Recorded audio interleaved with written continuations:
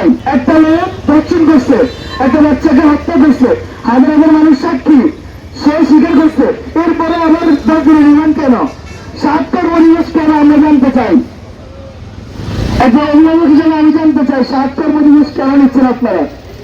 মানে 7 কর্মদিবসের মধ্যে দেখে কি কোনো মেকানিজম করার পরিকল্পনা? দর্শনের জন্য সরকার কর্তৃক আমাদের একটা বিশেষ ট্রাইব্যুনাল গঠন করতে হবে।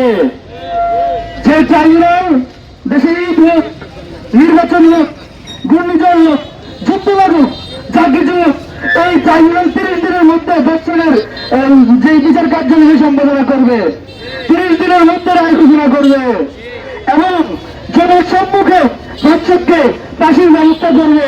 একেবারে রাষ্ট্রীয় যেভাবে সরকার কর্তৃক 1লা বৈশাখ পালন করা হয়, ঈদের সময় কমিটি ঈদুল ফিতর উপলক্ষে যেভাবে রাষ্ট্র ঢাকাতে বিশাল যাত্রাপূর্ণ প্রথম করে, সেভাবে দৌড়ে দৌড়ে দর্শকদেরকে জনসম্মুখে ফাঁসির জন্য আয়োজন করে ফাঁসি দিতে হবে এবং ঐক্য ফাঁসিতে আমরা সাধারণ জনগণ আমরা যাবো, উপভোগ করবো, মানুষজন দেখবে, লাইক করবে, টিকটক করবে, মানে আনন্দের সহিত দৃশ্যটা উপভোগ করবে এবং মিডিয়ার মাধ্যমে সারা পৃথিবীকে দেখাবে যে বাংলাদেশ কিভাবে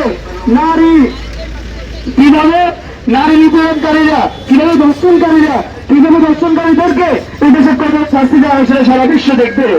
অর্থাৎ সরকারের কাছে আমাদের এই দাবি, মিডিয়ার ভাইদেরকে বলবো আপনারা আমাদের এই দাবি রাষ্ট্রের সর্বোচ্চ পর্যায়ে পৌঁছাবেন, যাতে করে হচ্ছে সরকারের এই ট্রাইব্যুনালটা এই সরকারের আমলেই হোক এবং এই রামিসা হত্যাকাণ্ড দিয়েই যাতে এই কাণ্ডে এই ট্রাইব্যুনালটা প্রতিষ্ঠিত হয়। আগামীতে যাতে আমাদের এই পিচ্ছি, আপনাদেরকে একটু ক্যামেরাটার দিকে ঘুরেছে আমি অনুরোধ করবো, একটা পিচ্ছির বয়স কত হবে? 6-7 বছর। ও রাস্তায় দাঁড়িয়েছে দর্শকের পাশিতে। এটা কতটা লজ্জা একটা রাষ্ট্রের জন্য, একজন অভিভাবকের জন্য। ওর বয়স 4 বছর মাত্র।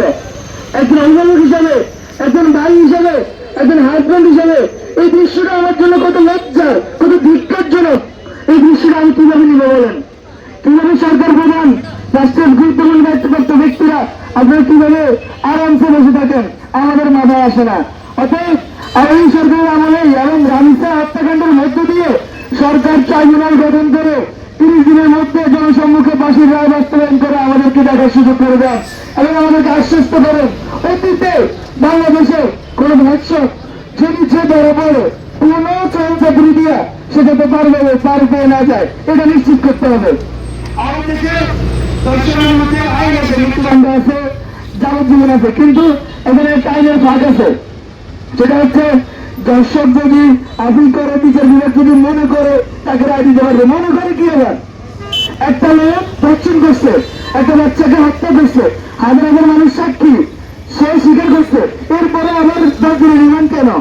7 কর্মদিবস কেন আমরা জানতে চাই। একজন অভিভাবক হিসেবে আমি জানতে চাই 7 কর্মদিবস কেন নিচ্ছেন আপনারা?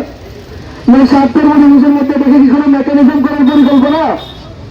আব্দুল বাদ 2019 সালে হত্যা হওয়ার পর 2021 সালে রায় হয়েছে, আজকে 26 সালে এসে রায় বাস্তবায়ন হয়েছে।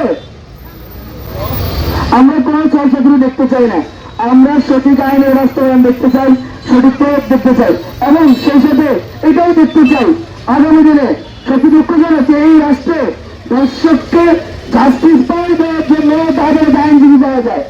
সামনে কোর্ট পালন আইনজীবী ভাইদের কাছে, যারা এই নিউজের মাধ্যমে ভিডিওগুলো দেখবেন, তাদের কাছে আমার অনুরোধ যে দর্শকের পক্ষে কোন আইনজীবী যাতে আগামী দিনে কোর্টে না দাঁড়ায়।